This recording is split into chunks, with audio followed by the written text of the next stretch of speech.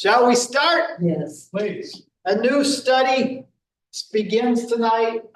This was Ann and Joel's suggestion. I forget who initially said it, but one of you guys did.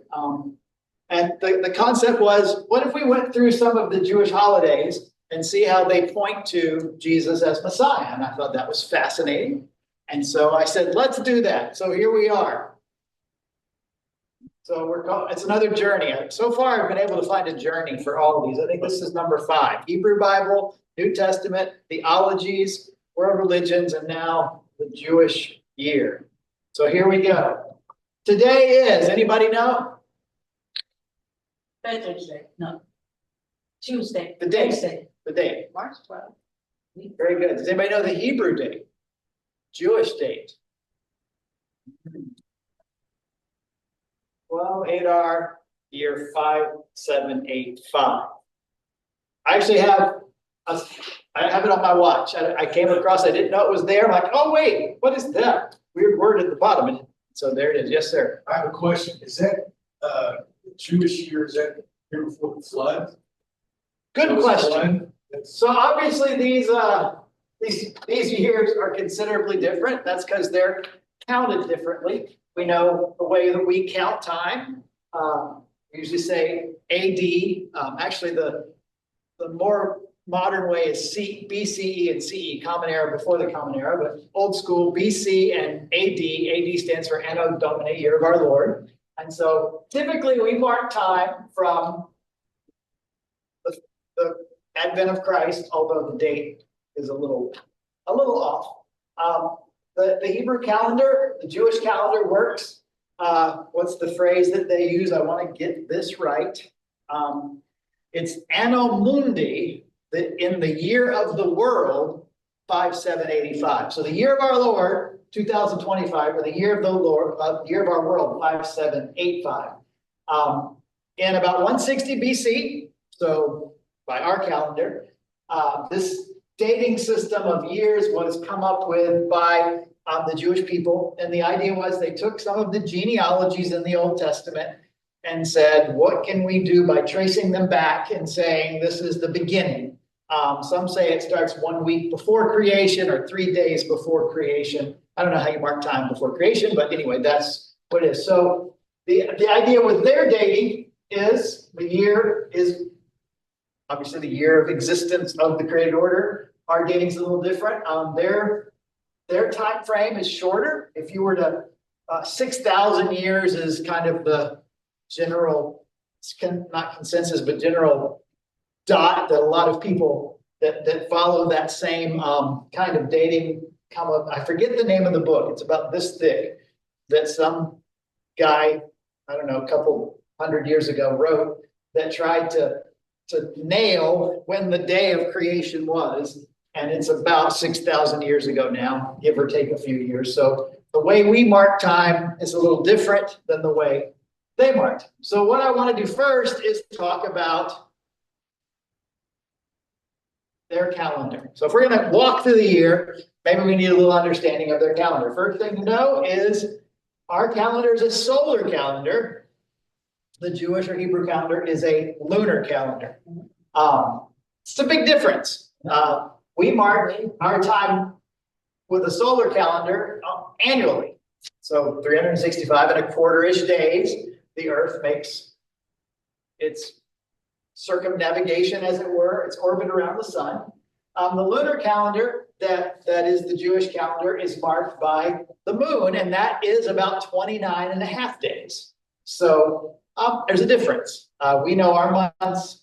30 days has September, April, June, and November. All the rest have 31 except February, blah, blah, blah. That little rhyme I learned so long ago, you may have known it. What we did, it used to be, the Egyptians had a solar calendar that had 12 30-month days, and they added 5 days on at the end to get 365. And they added 5 days before they understand it was 365 and a quarter, and it got off, and then things changed a couple times until finally they came up with what the Gregorian calendar is, I think typically what we call it is our solar calendar. The Jews follow the cycle of the moon. The first day of the month is the new moon. 29 and a half day cycle. They also have 12 months that alternate between 29 and 30 days. 5 of the months have 29 days. 5 of the months have 30 days. The other 2 months have either 29 or 30, depending on a set of rules. Very exciting. Which means our solar calendar is 365 and a quarter days. The Hebrew year is 354 days.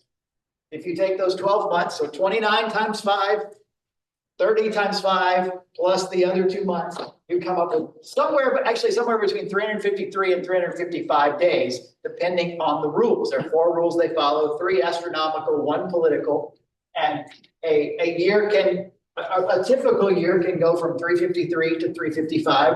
354 is kind of the middle. They actually call a year with 354 days a regular year. If it's 353 days, it's a deficient year. If it's 355 days, it's an abundant year. How's that?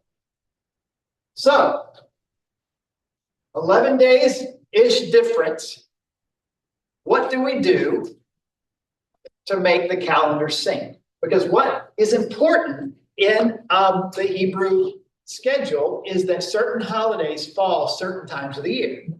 How many years is it going to take to be 11 days off for a spring holiday to creep back to the fall or the winter or whatever? Doesn't take long. So they instituted a leap year cycle. Ours is every 4 years, we add a day, right? 365 and a quarter. So every 4 years, we have 366 days.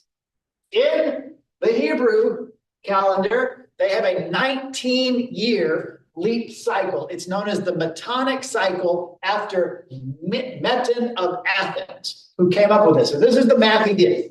He said, if you take 365 and a quarter, or 365 days times 19 years, you get 6,940 days.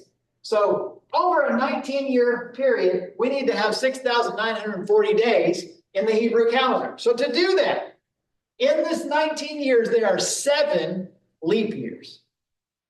And in those 7 leap years, they don't add an extra day, they add an entire month. How's that? Wow. So, in the cycle, in year, where is my list? 3, 6, 8, 11, 14, 17, and 19. The Hebrew calendar has 13 months. They add an entire month. That can be one, and they duplicate one of the months. The first one is 30 days. The second version of that month is 29 months. And so 7 times in 19 years, adding 7 extra months, we just add 1 day every 4 years. It's kind of fun, isn't it? It's also called something else. What is it called? It's called the Machzor Katam for small cycle, for what it's worth. Write that down, or don't, I don't care. It's really up to you. So some Meton of Athens did the math. And, it's probably like least common denominator or something, had to figure it out. How many years can we get the solar and the lunar calendar to match up? And so that's what they did. 4 years, we had 1 day. In 19 years, they had 7 extra months to their calendar. Fascinating, isn't it? Could you imagine, like, you woke up and it was January 31st, and you woke up again and it was January 1st, all over? That's kind of what they do. So let's look at their calendar. This is the diagram you have if you want to write the months.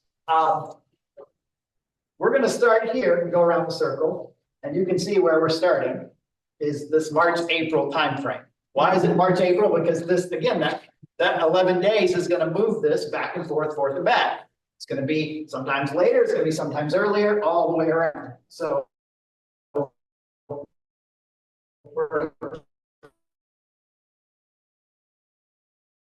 is called Nisan, not like the car. This is just the name of the month. Why are we starting here? When we talk about Jewish holidays, you probably know there's a Jewish New Year, which is called, certainly somebody knows, Rosh Hashanah, which is in the fall. That's the Jewish New Year. Why are we starting here in the spring with Nisan? Well, because in Exodus, the Lord said to Moses and Aaron in Egypt, this month is to be for you the first month of your year. And in Exodus 12, that is where he explains the Passover. So the first month of the year, which is here, what we're calling Nisan, is the month of the Passover.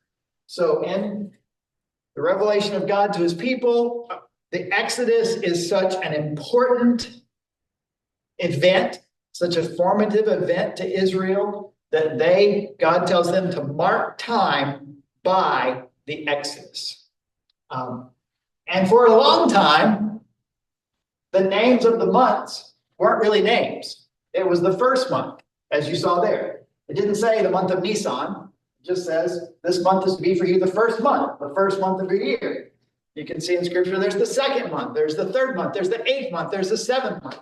In the law, you see the months typically referred to by number as reference to the first month. Everything in Israel revolves around the Exodus as the point of reference. That's the point of reference for the entire year. We're in the 4th month. We're in the 4th month since the Exodus was celebrated, since we celebrated Passover. So the year starts with Nisan. Now let's go around. Yes, ma'am. Well, they celebrate Passover in November or something. No, they celebrate in the spring. Oh, And Easter. When do they spend, when do the Jews people spend time outside? Lots of times. We'll get there.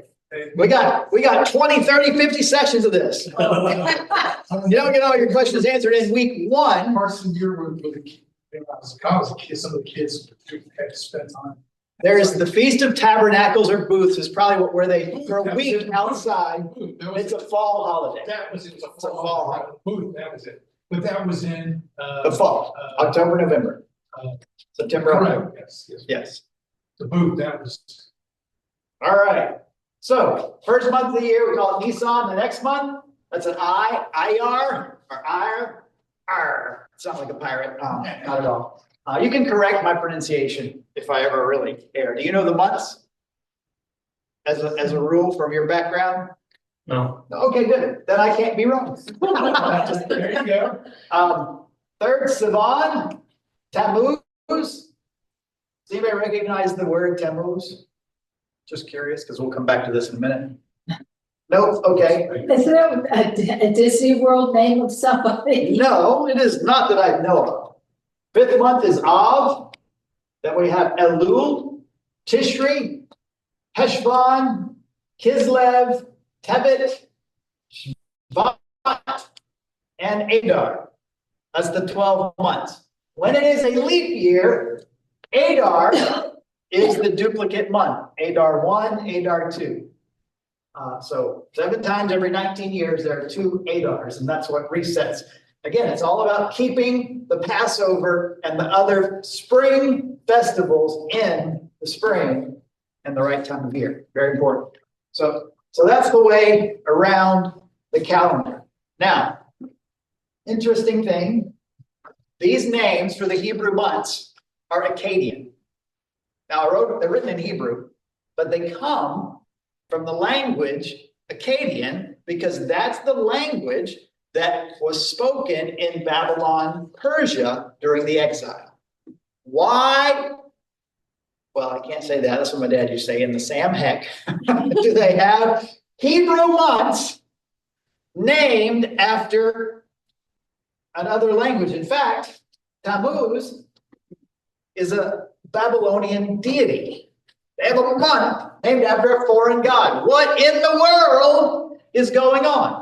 A minute ago, I said that you see in the Bible, most of the time, the months are named by number. We only have 4 months that are given a name. I'll just run through those. In Exodus 13, so right after Exodus 12, where he says this is the first month. In Exodus 13, let's see, verse 4. So we're still kind of talking about the Passover and that observance. It's recorded. Today in the month of Aviv, you are leaving. Moses said to the people, commemorate this day, the day you came out of Egypt, out of the land of slavery, because the Lord brought you out of it by a mighty hand. Eat nothing containing yeast. Today in the month of Aviv, you are leaving. It's not called Aviv. It's called Nisan. Okay, odd. Over in Kings, we have 3 other months named. 1 Kings chapter 6 and chapter 8 give us a couple of other things. 1 Kings 6, verse 1 says, in the 480th year after the Israelites came out of Egypt, so again, everything revolves around the Exodus. So 480 years after Egypt, in the 4th year of Solomon's reign over Israel, in the month of Ziv, Z-I-V, the 2nd month, he began to build the temple of the Lord. The 2nd month, it's not what it's called. Same chapter, verse 38 tells us, in the 11th year, in the month of Bul, B-U-L, the 8th month, the temple was finished. And in chapter 8, it tells us that the 7th month, chapter 8, verse 2, all the Israelites came together to King Solomon at the time of the festival and the month of Ethanim, the 7th month. None of those words are here. Isn't that odd? That is. Now, there's only 4 months that are named other than numbered in the Hebrew Bible. But here's what was decided to name these with the Babylonian names. Jeremiah chapter 16. However, the days are coming, declares the Lord, when it will no longer be said, as surely as the Lord lives who brought the Israelites up out of Egypt. Time was marked by the Exodus. But it will be said, as surely as the Lord lives who brought the Israelites up out of the land of the north and out of all the countries where he had banished them, out of Babylon, out of Persia, out of exile. And so it was decided, bringing back these names that they acquired in exile, that these names of the month fulfilled this prophecy of Jeremiah, that they're going to mark their time by God's deliverance from the exile. So that's the reason, as it were, that their months are named by Babylonian, probably most likely Akkadian names. Now, I find that fascinating. Maybe you find it trivial, but I'm like, wow, who would have thought? Especially now, I did recognize Tammuz. I think Tammuz, if you do a concordance, you can find Tammuz listed, I believe, in the Old Testament. Somebody can check me in a minute, but there you go. So, one last little fun thing. A couple of other, I will say this, a couple of names, like for instance, the month of Tevet. Where is Tevet? It's down December, January. That word means the month when rain comes. So I wonder what happens in Tevet. Went to the Holy Land in December, and one of the things I read about was it's the rainy season. So it's also cold there, so bring a jacket, bring a rain jacket, bring potentially a snow jacket. The month of Tishri means the month of beginning, and we will see later, Tishri is when Rosh Hashanah is. So kind of became associated with the new year. So some of these names kind of fit. Last thing. This is period of thousands of years. They didn't cook all these names up to 5,000 years ago. It took like 1,000 years to get to this, or 2,000 years. Well, they come out of exile in the 400s BC. Right. So that's where they would have picked up. So that was 4,000 years ago. No, 2,500 years ago. Yeah. 2,400 years ago. And their calendar is 5,000 years old plus. So. Well, it was 160 BC when they decided to kind of go with that date. So that's okay. Yeah, because So when it was 200 BC, nobody there went, hey, today's January 200 BC. Nobody knew BC. They weren't even thinking in those, in those terms. I understand. and you even see in history, whether it's the Bible or otherwise. Because it took thousands of years to cook this up to be able to, I shouldn't say, for it to gel, because of the trials and tribulations of tribes. Sure. And slavery and of course, And most of the time in the scriptures, you see, and this is ancient history in general, time is marked by the ruler. In yeah, the, that too. in the this year of this king of this, Right. and this year of this king of this. Yeah, so Um, they can claim fame and stick with the rest of the time. Exactly, that's what we'll still do. so the idea of a label on the year for them comes in 1 BC in the Hebrew calendar, Jewish calendar. For us comes sometime AD. I don't know when. I didn't look Well, that up. Trump's even trying to do it. He's gonna hold off. Just say you April like 2nd to do something, so it's not on April 1st. Because he knows it's gonna live in history. So he's a rule that's under the thumb. Go ahead, I'm sorry. Okay, last little thing I meant to say that I told you before, there are three kinds of years in the Hebrew calendar: deficient, regular, and abundant. And there's two columns: a common year and a leap year.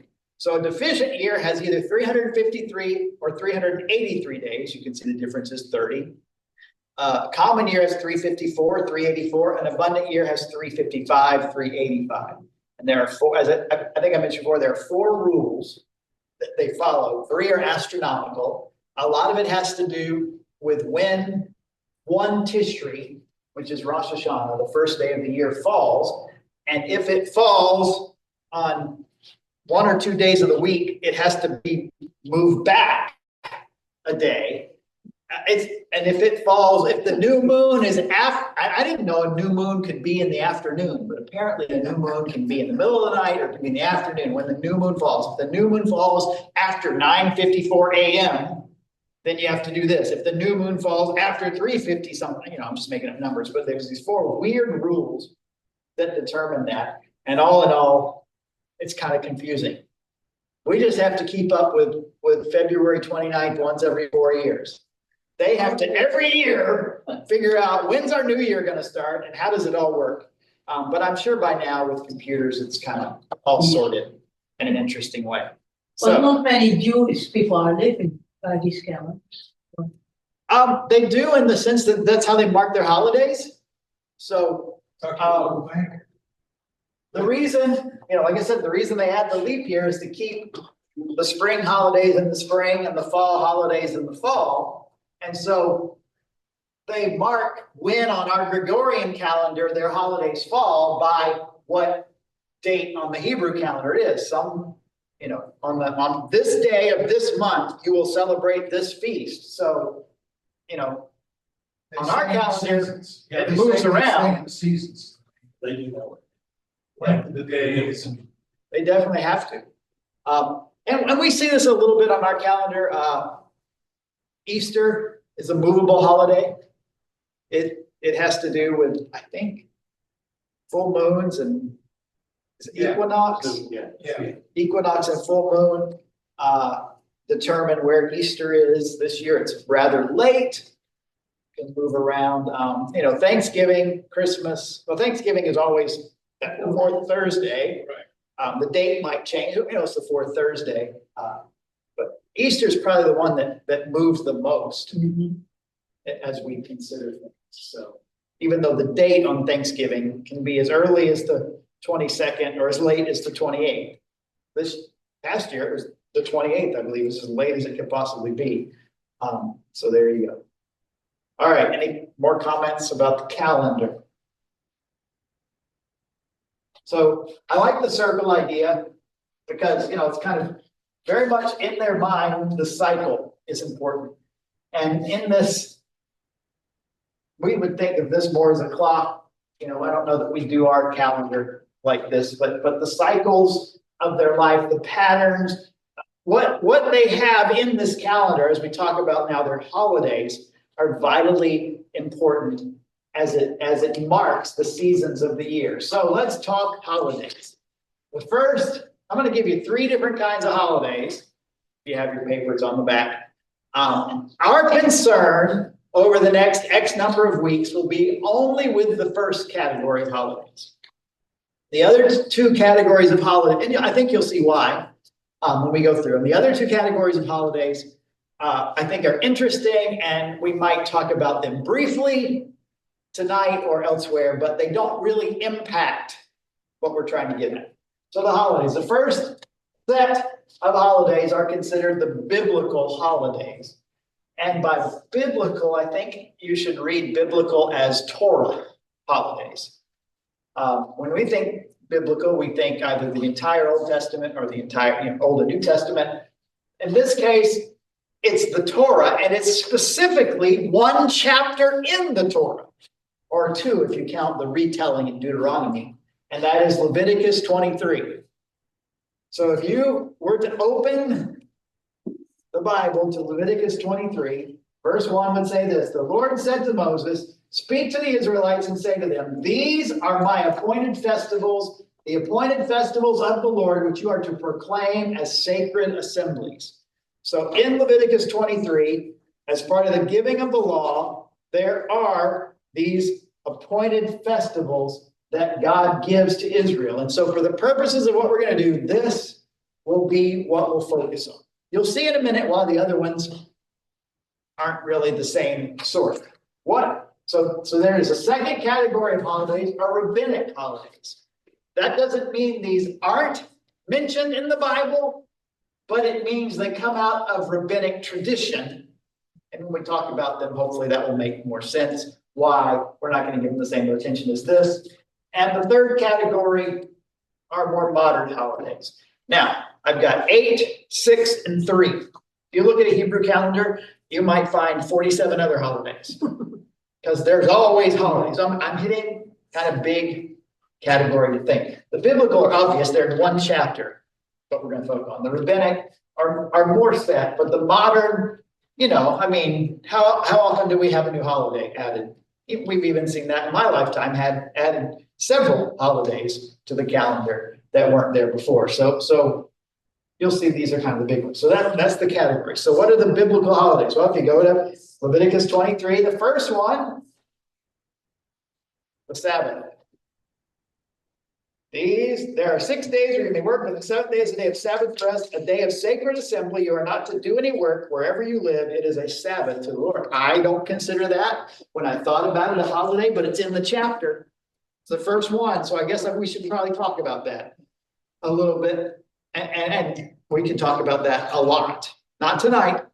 So tonight, these first 8 in Leviticus 23, I'm going to throw out there just so you know what they are. And we'll spend a little more time talking about the others. And if you have any questions, these we'll spend a lot of time later talking about. So the first one is the Sabbath. This is obviously every week, weekly observed, but an important, sacred. If you notice in verse 1, you are to proclaim as sacred assemblies. In the Sabbath, it says a day of sacred assembly. So we're going to talk about that. Passover, the first holiday of the year is Passover. The Hebrew word is Pesach. So if you see that, that's it. Passover, Pesach, same thing. The next one that's mentioned, I'm going through them, is the Feast of Unleavened Bread. That's if you notice this, matzah, probably know what that is. Jag HaMatzah is the Feast of Unleavened Bread. The Passover leads into the Feast of Unleavened Bread and ends with the Feast of First Fruits. So these three are intimately connected to each other. Yom is the word for day. Ha is kind of an article. Ha, bikarim. Im is a plural ending. So the Feast of First Fruits. The next one is the Feast of Weeks. Shavuot. We may also know it as Pentecost.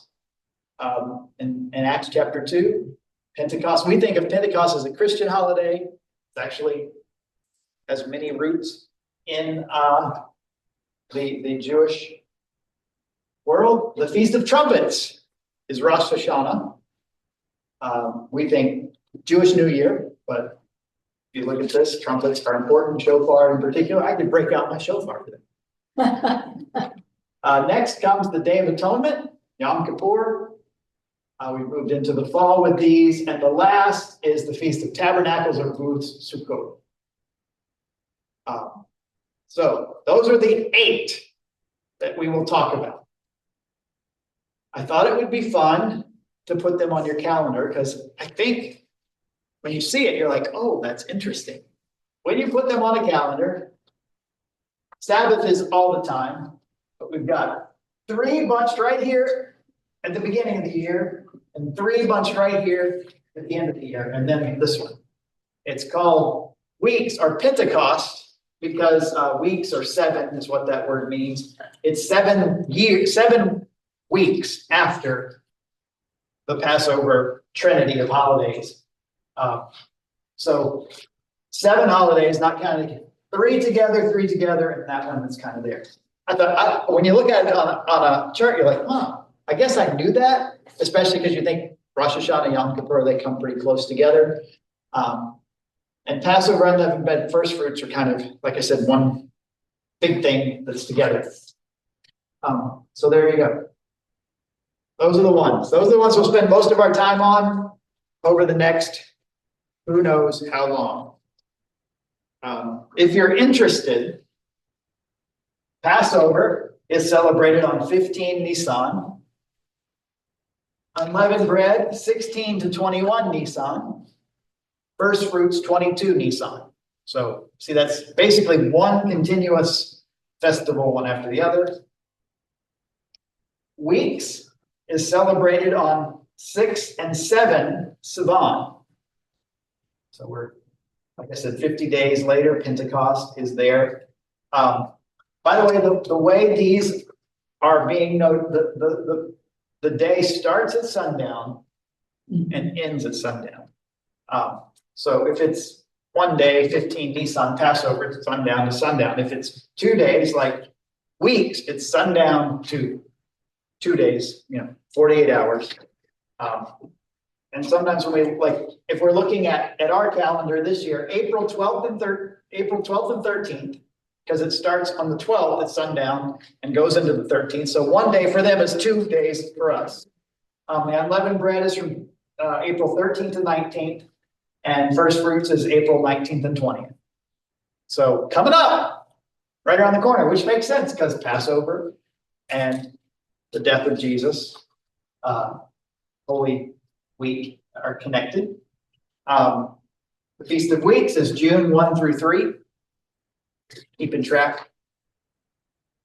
These 3 are in Tishri, Feast of Trumpets, Rosh Hashanah. The 1st and 2nd of Tishri, so it's 48 hours in our calendar. That's September 22nd through 24th. The Day of Atonement is 10 Tishri, or October 1st and 2nd for us. And the Feast of Tabernacles or Booths is 15 to 21 Tishri. That's the 6th to the 13th of October. There's one other way that you could look at these feasts. There are 3 pilgrimage feasts where you're commanded to go with your family. Those are Passover, Weeks, and Booths. So not so much Rosh Hashanah and Yom Kippur, although I'm sure many people want to be in Jerusalem for the Day of Atonement. But Tabernacles or Booths those are the 3 pilgrimage feasts. And then what are considered the high holy days is Rosh Hashanah and Yom Kippur.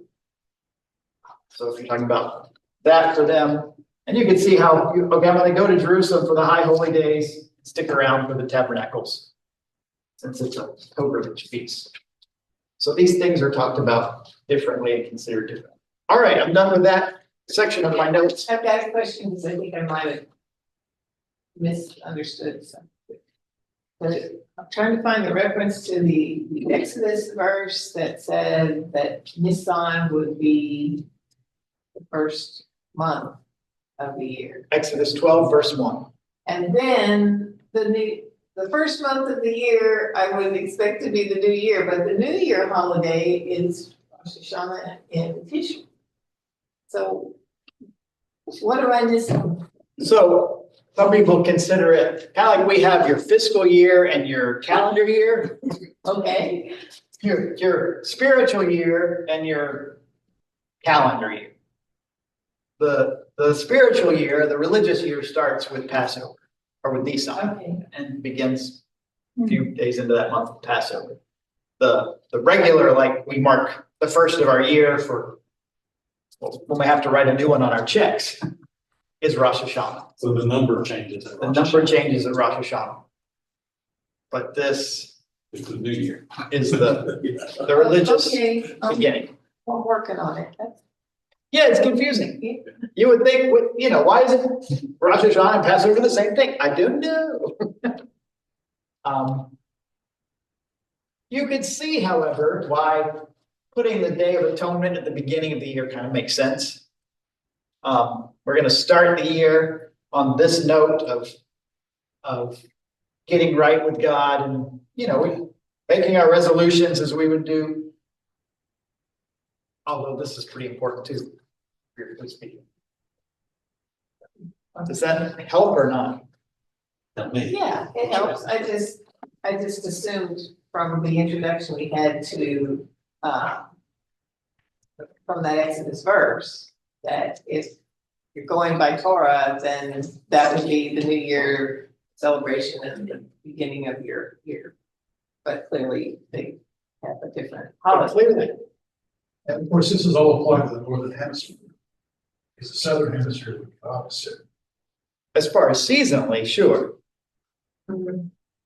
but this is, Israel's in the northern hemisphere, So so I understand they're from the northern hemisphere, that's kind of where but it's a little plot of land that makes a big difference on the world stage. it does make it. Yeah, just talk to Australia. So, yeah, I agree, this is confusing, and, we call it Rosh Hashanah, it's the Feast of Trumpets in Scripture, and if you read, when we get there and you read about the Feast of Trumpets or the Festival of Trumpets, it's just a couple of verses. On the first day of the seventh month, you are to have a day of Sabbath rest, a sacred assembly, commemorated with trumpet blast, do no regular work, but present a food offering to the Lord. That's all it says in Leviticus. That's not much. Day of Atonement, obviously, a lot more is said about that. Not a ton there, but it's delineated elsewhere as well. So, yeah, agreed. It's a little confusing. Anything else before we move on to the next category of holidays? The rabbinic holidays. These are fun. Shemini Atzeret. Literally, it means the 8th day of assembly. This is actually right out of Leviticus 23, verses 36 and 39. It is, if you were to look, you would see probably like most modern translations, it is part of the festival or Feast of Tabernacles. Verse 36, for 7 days present food offerings to the Lord, and on the 8th day hold a sacred assembly and present a food offering to the Lord. It is the closing special assembly, do no work. And then on verse 39, so beginning with the 15th day of the 7th month, after you have gathered the crops of the land, celebrate the festival to the Lord for 7 days. The first day is a Sabbath rest, and the 8th day also is a day of Sabbath rest. So somewhere along the lines, the rabbinic tradition, the Talmud said, this is a holiday. It's really part of that Feast of Tabernacles or Booths, but they have delineated it separately. Why? I don't know. Rabbis like to do that, I guess. Again, it literally means the 8th day. Part of what has come to represent is a special prayer for rain. And that prayer is to be repeated until the Passover. So if you were to look at your calendar, we're on the fall, we're on the bottom of the calendar. So about 6 months of praying for rain, or 7, depending on if it's a leap year or not. All that time praying for rain. Later, during the Second Temple period. So do you understand what I mean by Second Temple period? So there's the Solomon's temple destroyed by the Babylonians. The Second Temple, Ezra and Nehemiah come back, kind of rebuild the wall, rededicate the temple. Herod's temple, up until 70 AD, is the Second Temple period. During that period of time, after they came back from exile, this day became associated with a day devoted to the ritual cleansing of the altar in the temple. So you can see how that would be particular. You would understand why the rabbis kind of wanted to make this, let's clean the altar, let's cleanse it. Okay, we're going to mark this as an important day.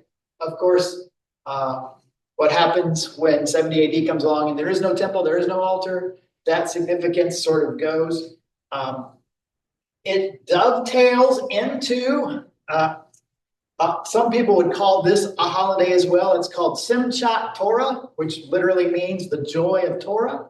And it is the day of the year when you complete the entire reading of the Torah and begin reading the Torah for the next year. So it's the last festival of the year, the last day of the last festival of the year, according to the religious year. It's only the third one if you're on the secular year, the religious year. And so you finish the Torah. From then gone through the year, you're praying for rain, this rainy season, the early rains and the latter rains. You see that sometimes in the prophets mentioned. So this becomes a holiday that's set apart from the Feast of Tabernacles. We're going to consider that just as part of the feast itself. Next one is the Fast of Esther. This is on, oh, by the way, if you want dates, the Shemini Atzeret is the 22nd and 23rd of Tishri for this year, October 13th through the 15th. The Feast of Esther is the Fast of Esther. I got to get that right. Esther chapter 4, verse 16 is what this is based on. It says this in the book of Esther. Then Esther sent this reply to Mordecai, "Go gather together all the Jews who are in Susa and fast for me. Do not eat or drink for 3 days, night or day. I and my attendants will fast as you do. When this is done, I will go to the king, even though it is against the law. And if I perish, I perish." So this is Esther's call for her people to fast before she makes her plea to the king and kind of springs the trap that will save the people Israel. So she says fast for 3 days. It's just a 1-day fast, 14 Adar, and March 13th is a spring feast, March 13th. So it's coming up tomorrow. There we go. I didn't put this next, but I should. The Fast of Esther is the day before the feast that Esther talks about, which is Purim, which is not next. But we'll get to that in just a minute. Purim is also considered a rabbinic holiday. The next rabbinic holiday is the Fast of Gedaliah. This is another biblical reference. Gedaliah is the person who was put in charge by Babylon of the Jewish population that remained in Judah at the time of the exile in 586 BC, and he was murdered. 2 Kings chapter 25 tells us his story. I will read that to you. 2 Kings 25, beginning in verse 22. Nebuchadnezzar, king of Babylon, appointed Gedaliah, son of Ahikam, the son of Shaphan, to be over the people he had left behind in Judah. When all the army officers and their men heard that the king of Babylon had appointed Gedaliah as governor, they came to Gedaliah at Mitzpah. Ishmael, son of you gotta love these words, right? Yeah. Ishmael, son of Nethaniah, or whatever, son of En, Johanan, son of Kareah, Sariah, son of Tanhumeth, I should have practiced, and the Netophathite, Jezaniah, the son of Machithite, and their men. Gedaliah took an oath. I'm so glad this is recorded for posterity. Gedaliah took an oath to reassure them and their men, "Do not be afraid of the Babylonian officials," he said. "Settle down in the land and serve the king of Babylon, and it will go well with you." In the 7th month, however, Ishmael, son of Nethaniah, the son of Elishama, who was of royal blood, came with 10 men and assassinated Gedaliah and also the men of Judah and the Babylonians who were with him at Mitzpah. At this, all the people, from the least to the greatest, together with the army officers, fled to Egypt for fear of the Babylonians. And so the rabbis have commemorated this moment with a fast, a day of fasting. I don't know if I gave you the date. It is on 3 Tishri, which is September 25th this year. It's the 3rd day, it's 3 Tishri, which is the day after Rosh Hashanah. So Rosh Hashanah is 1 and 2 Tishri. The fast of Gedaliah is 3 Tishri. It's interesting that, I don't know, I read this and it doesn't jump out at me. These are the people left behind, and he's kind of Nebuchadnezzar's appointee to make sure they behave, and he's murdered, and that's commemorated, I don't know. I guess I have to read more on that, why this became such a big deal, because it sounds like this wouldn't be a hero. Although when he's murdered, they all run away, so he must have provided some sense of security for them. The next of the rabbinic holidays is Purim, also a biblical holiday, a whole book of the Bible. Do you know what's significant? Let's see if you remember our journey through the Hebrew Bible. What is significant about the book of Esther? Besides, it is the basis for Purim.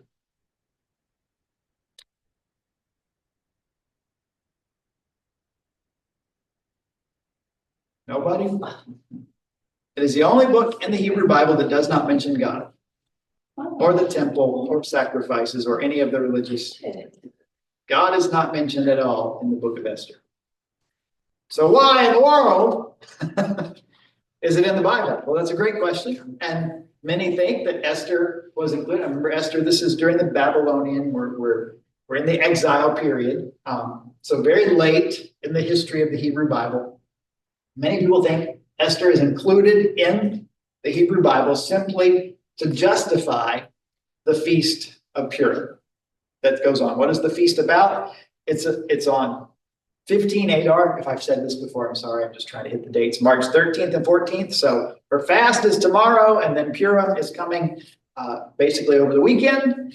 It is to remember God's deliverance of his people from Mordecai and all the stuff, or excuse me, Haman. Mordecai is her relative. Haman's desire to wipe out the Jewish people. One of the traditional things you would do on Purim is to read the scroll of Esther. And a fun thing they do is make these things called graggers, Gragger. Usually the kids, they get maybe a couple of paper bowls and they put beans in them and staple them or take them together, so they're making noise. So they're noisemakers. And when they're reading the story of Esther, whenever Haman's name is brought up, they shake them like crazy so you don't have to hear the traitor's name. So it would be fun. You can see how the kids would really get into It'd be that. great for Bible school. It'd be great for Bible school. It's probably been done in Bible school. So there, so an interesting book in the Old Testament in the sense that God is nowhere mentioned, but a rabbinic holiday. Now, I think you can see why this isn't in the earlier set. The point of the earlier set we're going to look at later as ones that point to Jesus Messiah. This one is kind of an outlier from that. Even though it's biblical and the whole book of the Bible is about it, it's kind of an outlier from that in its purpose and in its execution. The next one I'm sure you've heard of, a rabbinic feast called Hanukkah. It is 25 Kislev to 2 Tevet, which this year is December 14th through the 22nd. Hanukkah is mentioned in the Bible. Jesus celebrated Hanukkah, John chapter 10, verse 22. Though it is not a biblical holiday. The basis of Hanukkah is not Hebrew Bible based. It's in the intertestamental period. And if you're from a Catholic or other background, you may have had in the Apocrypha, you may have read the books of Maccabees, 1st and 2nd Maccabees. There's the Seleucid Empire and Antiochus Epiphanes. How's that for a fun name to say? Who's running roughshod over the Jews. Judas Maccabeus comes and leads a revolt against Antiochus Epiphanes in 167 BC. And in that revolt, he is able to retake the temple. He and his men get in the temple, they cleanse it, and in doing that, it had been turned into a pagan shrine. So Antiochus Epiphanes, if you go back to Daniel, it mentions, kind of predicts the Seleucid Empire. The abomination that causes desolation is part of that, even though it's also mentioned later. Turned into a pagan shrine. Judas gets in there with his guys, is able to expel the Seleucids and begin to start a festival that is marked by particularly a miracle, namely that there wasn't a lot of oil and they wanted to light the menorah. They would light a candle or a light every night. That would remember that. Yeah, and so for 8 days, 8 days. this oil miraculously was able to last. And so it is commemorated every year, an 8-day festival of Hanukkah. If you're familiar, the key centerpiece is a menorah. If you look in the Old Testament, there is a menorah in the temple. The temple menorah is different than the Hanukkah menorah. The temple menorah has 7 branches. The Hanukkah menorah has 9. The center one is the candle you use, and then the 8 commemorating the 8 days that the oil lasted. So if you go buy a menorah, that's what you need to look. Count the number of branches. If it's 7, it's a temple. If it's 9, it's a Hanukkah menorah. How's that for trivia that probably none of you might ever? Many traditions. Lots of traditions. We all have them though. Last of the rabbinic holidays, Tisha B'Av. Literally that means the 9th of Av. So you can guess that it is celebrated on the 9th day of the month of Av. August 2nd and 3rd this year. It is the saddest day of the Hebrew year. We don't know for sure, but tradition says both in 586 BC and 70 AD, it was the 9th of Av, the date that the temple was destroyed, first by the Babylonians and later by the Romans. A lot of other horrible things that have happened to the Jewish people have been kind of ceremonially said to have happened on Tisha B'Av, the 9th of Av. Whether they have or not is, I don't know if it's important to those who celebrate, but as the saddest day of the Jewish year, they break out the saddest book in the Hebrew Bible, Lamentations, and read it along with some other dirges to commemorate it. And so we talked a little about that when we spent a lot of time in Lamentations. So those are the rabbinic holidays. Any questions? Again, outside of this one, the last one, all of the rest have connections. Well, not so much this one, except it's mentioned in the New Testament. All the rest have connections to the Hebrew Bible, to their history. It has something. These are the 2 that don't, although this does have a connection to Jesus in the New Testament. And which tells us, even though 164 BC is when, or 167 BC is when that happened, it didn't take long for that to be a very important holiday celebration for the people of Israel. That was significant. When God delivers and provides a miracle, they take note and they commemorate it. Ready for more? Is that enough? Modern holidays. These are kind of things, 3 biggies that they mark more modern events. So less about scripture, and you'll see as we go through them. The first one is Tu Bishvat, which is the 15th of Shvat. It is, how's this? You're going to love this, February 12th and 13th. It's the new year for trees. New Year for trees. Trees, yes. That's what it's considered now. It actually comes out of the more mystical branch of Judaism. You may have heard of Kabbalah, which you can make that connection, but has gained quite a bit of traction in that it is often celebrated in February, or even by, some people say it's like Arbor Day. They could make it Earth Day. It's a very similar idea. That more mystical Jewish tradition, very much connected to a naturalistic, pantheistic almost view of things. Originally, it was associated with planting your crops. Now it's about everybody get together and plant a tree and eat fruits and nuts. Okay. Especially if you can get them, if you're in America or not in Israel, you get fruits and nuts from Israel and eat them on this one. So just a fun little thing that we do. Yom, again, or Yom, which means day. Hashoah, this is literally the Day of Remembrance or Holocaust Remembrance Day. It was created in 1951. It's on April 23rd and 24th of this year. Again, that literally means the 27th, a day of remembrance, the 27th day of Nisan is when that is, decreed by the Israeli parliament to do this. But one of the most significant, oops, got ahead of myself. One of the most significant things that happens on Yom HaShoah is there's a siren that rings at sundown to begin the holiday and at 11 a.m. on the next day. And if you hear it, everything stops for 2 minutes of silence. Pedestrians stop walking, cars stop driving, everything stops when the siren goes off. Most of Israeli media, TV, radio is devoted to Holocaust remembrance, including interviews with survivors. So it's very much a focus, and you can see why that would be something that they would have a holiday for. And the last one, y'all, Atzmat is their 4th of July, their Day of Independence. The 5th day of the month of Iyar, which is April 30th or May 1st through May 1st for us.